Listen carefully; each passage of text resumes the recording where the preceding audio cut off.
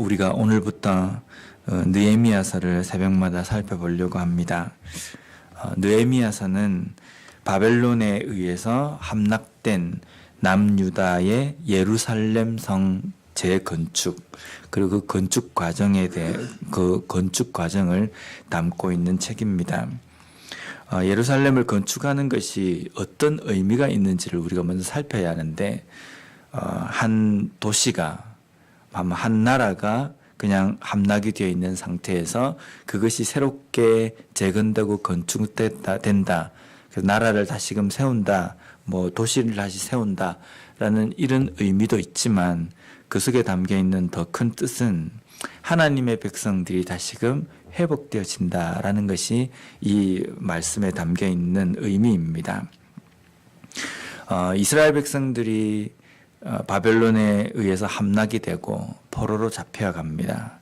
포로로 잡혀가지만 하나님께서는 아브라함에게 약속하시고 그들 조상들에게 약속하셨던 그 약속을 기억하시고 그들을 다시금 예루살렘으로 귀환할 수 있도록, 돌아올 수 있도록 하나님께서 하셨다는 그 약속을 하나님께서 이행하셨다.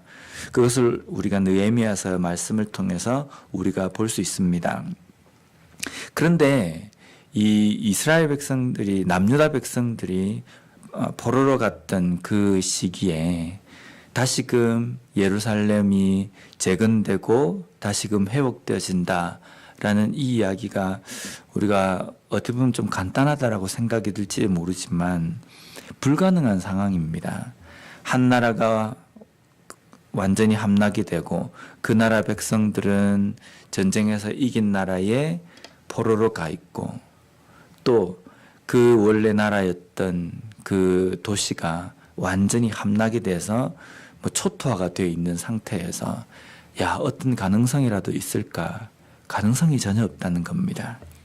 그런데 그 가능성이 없는 그 상황 가운데에 하나님께서는 바벨론 다음에 바사 제국까지 이어지는 동안에도 하나님께서는 잊지 않으시고 그 나라의 왕의 손을 통해서 이스라엘 남유다 백성들이 다시금 그 나라로 회복될 수 있도록 인도하셨다는 겁니다. 그것이 은혜이고 기적이라는 겁니다. 이들이 남유다 백성들이 이것을 위해서 독립을 하거나 아니면 바사 제국을 향해 가지고 뭔가 아주 큰 어떤 힘을 행사를 했다든지 그런 것도 아니고, 그들이 할 수 있는 것은 아무것도 없었는데 그 아무것도 없는 상황 가운데서 하나님께서 일하심으로 말미암아 회복되었다는 것, 그것이 바로 하나님의 권능으로 인하여서 회복되어진 것입니다. 특별히 오늘 본문 1절 말씀을 우리가 보면요, 하갈의 아들 느헤미야의 말이라 아닥사스다 왕 제20년 기스루월에 내가 수산궁에 있는데, 우리가 느헤미야서의 저자는 느헤미야다라고 이렇게 이야기합니다. 이 느헤미야라는 이 이름의 뜻은 여호와께서 위로하신다라는 뜻입니다. 하나님께서 느헤미야의 손들을 통해서 느헤미야를 사용하셔서 이제 그 회파되었던 예루살렘, 남유다라는 그 나라를 회복시키실 겁니다. 그런데 회복시키기 위해서 느헤미야를 사용하시는데, 이 1절 말씀에 느헤미야가 어디에 있었다고 되어 있냐면요, 수산궁에 있었다라고 이렇게 되어 있습니다. 수산궁은 왕이 거하는 궁전 중에 하나였습니다. 근데 거기에 느헤미야가 있었다. 하나님께서는 이 느헤미야를 사용하시기 위해서 긴 시간 동안 지나오면서 느헤미야로 하여금 그 일을 할 수 있는 준비를 시키셨다라고 우리가 볼 수 있다는 겁니다. 여기 보면 아닥사스다 왕 20년이라고 되어 있습니다. 이 아닥사스다 왕 20년 때에 느헤미야가 수산궁에 있었다. 근데 이 아닥사스다 왕, 바사 왕, 아닥사스다 왕 20년 이쯤을 우리가 BC 445년으로 봅니다. 그러면 BC 445년이고 남유다가 함락된 시기가 BC 597년, 그러면 함락되고 지금 느헤미야가 이 느헤미야서를 기록하는 이 시점, 예루살렘을 다시금 회복시키는 이 시점의 이 기간이 약 152년입니다. 152년의 기간, 아주 길지 않습니까? 어떻게 보면 이제 한 세대는 가고 그 다음 세대가 지금 이어지는 때입니다. 근데 이 152년이 지난 이때 아마 사람들은 다 잊었을지 모르지만 하나님께서는 남유다 백성들을 잊지 않으시고 계신다는 겁니다. 하나님께서 약속하시고 하나님께서 회복시키시겠다고 말씀하신 그 남유다 백성들을 끝까지 지키시고 152년이 지난 이때까지 하나님께서는 기억하셔서 느헤미야를 통하여서 예루살렘을 재건하도록 하셨다는 겁니다. 우리가 이 152년 기간 동안에 어떻게 하나님께서 안 잊으실 수 있을까? 우리가 이렇게 생각할 수 있겠지만 하나님께서는 이게 별거 아니지 않습니까? 왜냐하면 이스라엘 백성들이 애굽에 가서 종생활을 하고 다시금 가나안 땅까지 들어오는 그 기간이 약 450년. 그 정도의 기간 동안에 하나님께서는 이스라엘 백성들을 잊지 않으셨다는 겁니다. 그러면 이 152년이라는 약 152년이라는 이 기간도 결코 하나님께는 긴 시간이 아니라는 겁니다. 그런데 우리 인간에게는 긴 시간이라는 겁니다. 그 긴 시간 동안에 하나님께서는 약속을 잊지 않으시고 남유다 백성들에게 회복이라는 것을 다시금 이룰 수 있도록 해주셨다는 겁니다.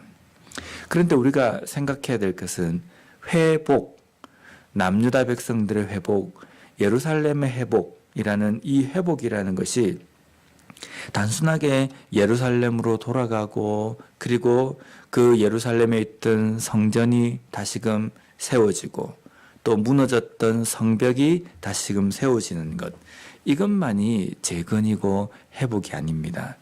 어떤 것이 회복입니까? 하나님의 말씀을 잊었던 그 자들이 다시금 하나님의 말씀으로 돌아오고 하나님의 뜻대로 살지 않았던 백성들이 다시금 하나님의 말씀으로 하나님의 뜻 위에 걸어가는 인생으로 바뀌는 것, 그것이 회복이라고 이야기할 수 있다는 겁니다. 우리가 우리의 신앙과 때로는 우리 교회의 회복을 위해서 기도합니다. 우리 교회가 24년 그 기간 동안에 있으면서 우리가 지속적으로 하나님 앞에 회복을 위해서, 우리 교회 회복을 위해서 기도한다는 것은 우리 교회가 하나님의 말씀 위에 바로 서고 또 무너졌던 기도의 재단들이 다시금 세워지고 또 하나님의 뜻대로 행하지 못했던 것들을 다시금 돌이키고 하나님의 뜻대로 다시금 돌아오는 것, 하나님의 뜻대로 살아가는 것, 그것이 진정한 회복이다라고 말할 수 있다는 겁니다. 다시 2절 말씀을 보면요, 내 형제들 가운데 하나인 하나니가 두어 사람과 함께 유다에서 내게 이르렀기로 내가 그 사로잡힘을 면하고 남아있는 유다와 예루살렘 사람들의 형편을 물은즉.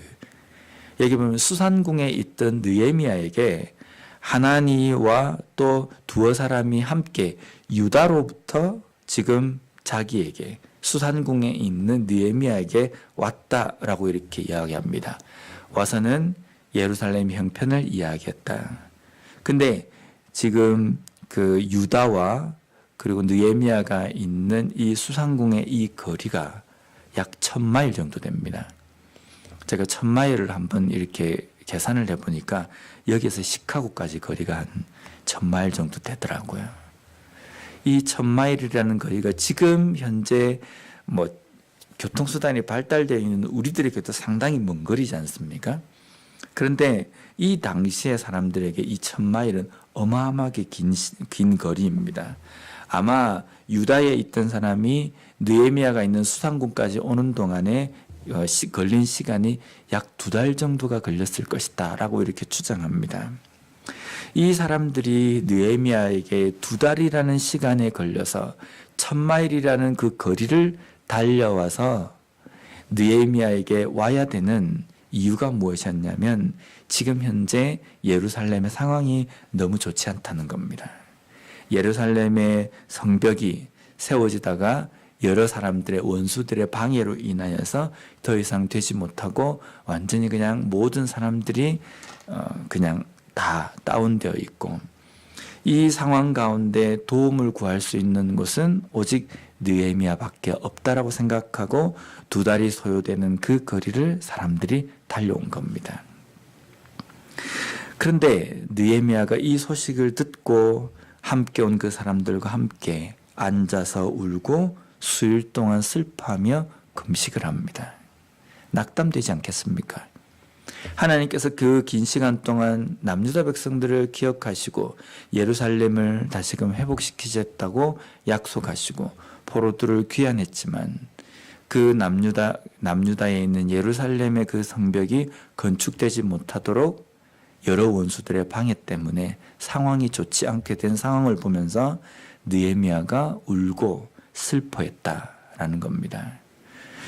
느헤미야를 찾아온 사람은 이 일을 해결할 수 있는 도움은 느헤미야밖에 없다라고 했지만 느헤미야도 방법이 없는 겁니다.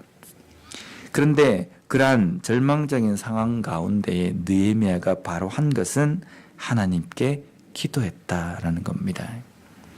하나님께 기도한 느헤미야, 여러 절망적인 상황, 어떤 모든 그 원수들의 그 고소로 인하여서 바사왕이 이 예루살렘을 더 이상 건축하지 말라라고 명령이 떨어졌기 때문에 이제 더 이상 세울 수가 없고, 왕에게 그것을 요청한다는 것은 어떻게 보면 목숨을 내놓고 해야 되는 일인데, 그 상황 때문에 모든 사람들이 절망하고 이제는 안 된다라고 이야기할 때에 느헤미야가 하나님 앞에 한 것은 기도라는 겁니다. 우리의 회복, 우리의 다시금 일어설 수 있는 어떤 재기, 신앙의 재기라는 이 모든 것들이 자, 내가 한번 해보겠다라는 이 생각보다 이전에 우리가 있어야 될 것은 나의 회복은 오직 하나님으로부터 시작된다. 하나님께서 나로 하여금 회복되게 하셔야 한다라는 그 고백이 먼저 출발이 되어야 되고 시작이 되어야 된다는 겁니다. 느헤미야처럼 하나님 앞에 먼저 기도함으로 말미암아 회복이 시작되고, 또 이 기도하는 느헤미야를 통해서 하나님께서는 앞으로 역사하실 겁니다. 오늘 우리의 삶에서 회복은 하나님 앞에 기도함으로 시작되어야 합니다. 오늘 우리 교회가 회복되는 것은 하나님 앞에 기도함으로 시작이 되어야 된다는 겁니다. 내가 기도함으로 말미암아 하나님께서 우리 교회 가운데, 우리 가정 가운데, 우리 개인의 삶 가운데 그 회복을 허락하신다는 겁니다. 이러한 회복, 이것이 바로 회복을 위한 방법입니다. 오늘 우리의 삶에서도 우리의 신앙과 우리의 가정과 또 우리의 교회가 회복되기 위하여서 우리가 하나님 앞에 철저하게 회개하며 기도함으로 말미암아 하나님께서 우리 가운데 허락하시는 그 회복을 온전히 경험하는 우리의 삶이 되었으면 좋겠습니다. 기도하겠습니다.